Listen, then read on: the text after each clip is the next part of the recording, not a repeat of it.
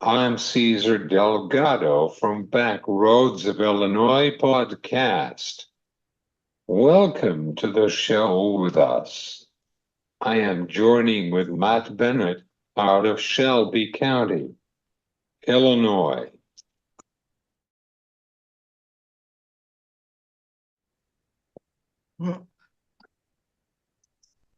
Matt is part of Ag Markets and John Stewart Association.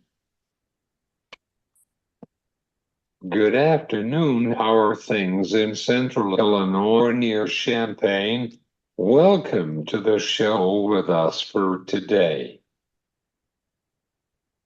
Things are going really good. I've been traveling, doing meetings, Ohio, Missouri, Iowa over the last few days. Weather's been good. Growers have been a little frustrated with prices, but we should expect that after prices have fallen from the last couple of years. So, but things are going really well.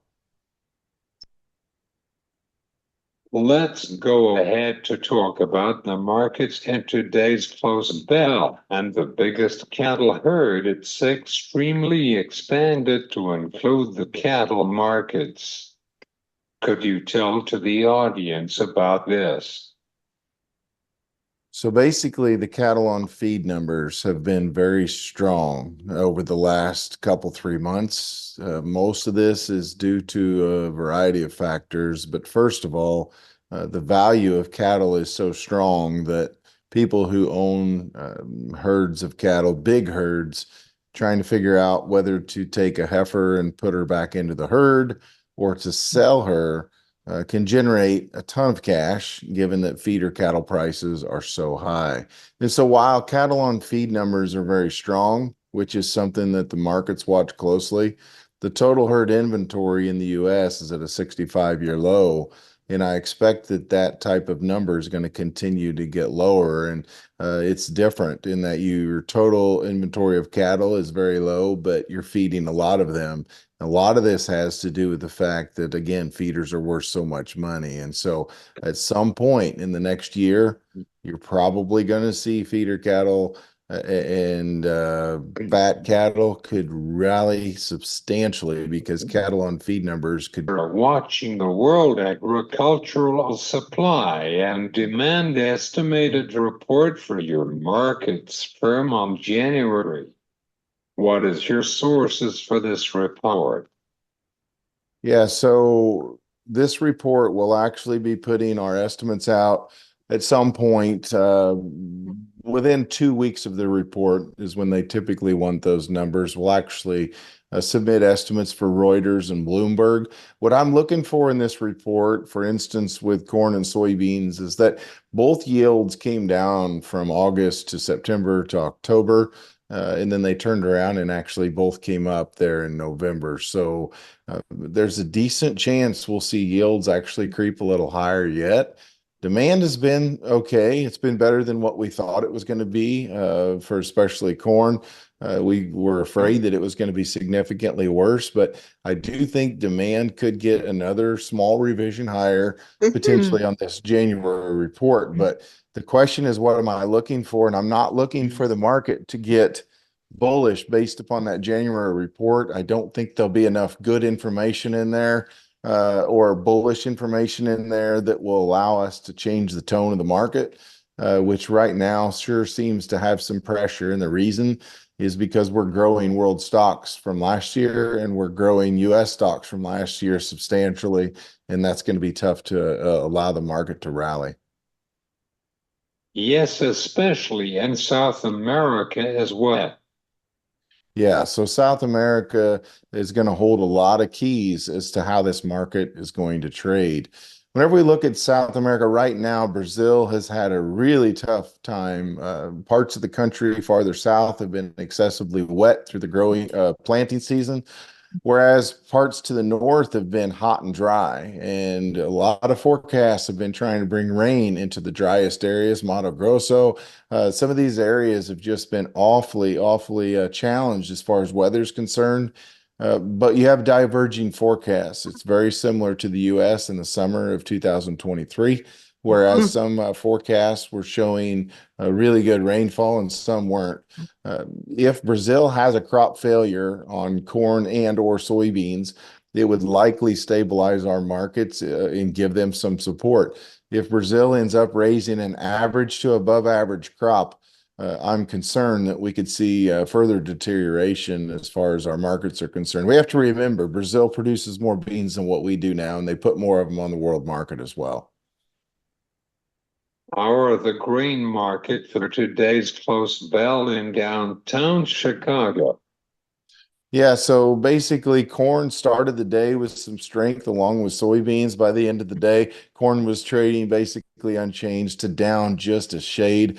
Soybeans up a nickel or so. It's kind of a quiet day as beans go. You look over at the wheat market, it's probably the most interesting one, trading up 8 to 10 cents. And so wheat has been heavily influenced here lately by, of course, trade talk, how much wheat would be coming out of, for instance, the Black Sea region. Think Russia and Ukraine, of course, and then looking at weather in Australia, and they're definitely in a drought. All that crop will be just yet, but it certainly isn't going to be an average size crop or better. Now that we were going to talk about the livestock market for today.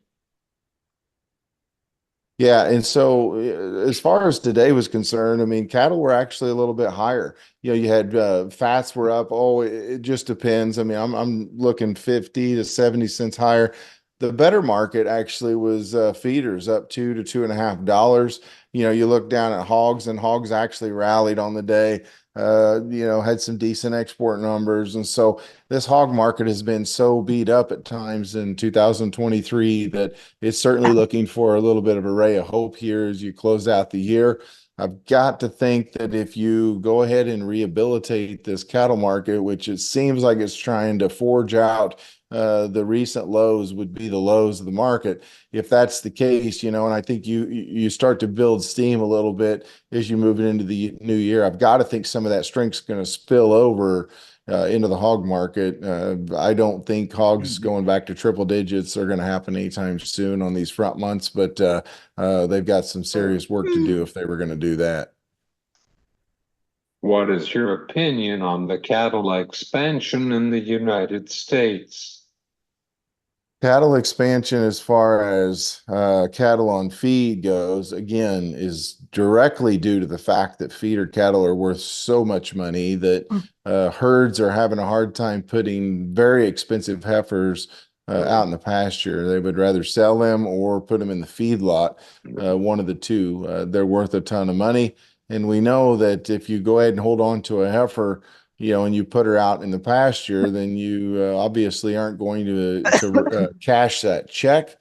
And with that being the case, with interest costs so high, there's a cost of ownership for a heifer like this that's higher than what we've seen in many years, if ever. And so the cattle on feed expanding is not a big surprise given the costs of fats and feeders. As far as the total herd size goes throughout the country, again, it's a 65-year low. What is your opinion on the corn yields for this year in central Illinois near Champaign? Most of Illinois had a good year, not great.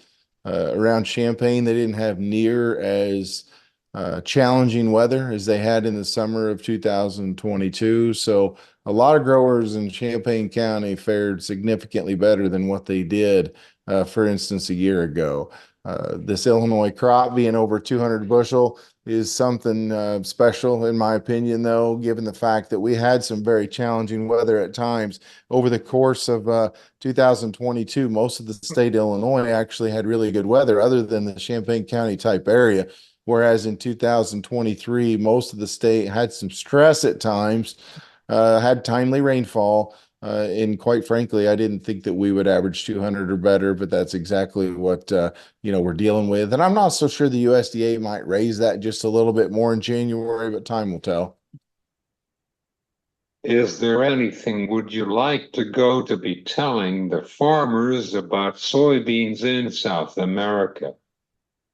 Again, soybeans in South America, you got to remember that, Brazil's raising more beans. South America in total, as far as exports are concerned, are dwarfing, the U.S. export program. In fact, they're exporting more than twice of what we are here in the U.S. It's extremely important to see what this crop turns out like in Brazil. First crop is mostly soybeans, whereas the second crop is where they plant the safrinha crop. That's where most of the corn comes from. So if I'm going to be looking at the Brazilian soybean crop, I'm certainly going to be able to figure out a lot about market direction moving forward because, if they don't get rain in that part of the world, in the areas that have already been dry, you could see this market get some life in it again. How much rally we might see, it remains to be seen, given the fact world stocks on soybeans are quite plentiful as well. So, again, I'm keeping a very close eye on South America, but I don't think that we will rally through the roof, unless we have a major disruption. My pleasure that you joined the show for today. Thanks. Oh, absolutely. Thanks Thanks for to having be me. here on the show for this afternoon. This is Matt as part of Ag Markets and John Stewart Association from Back Roads of Illinois. I am Cesar Delgado. Have a good day. Thanks to be here on the show for this afternoon. Absolutely. Thanks for having me.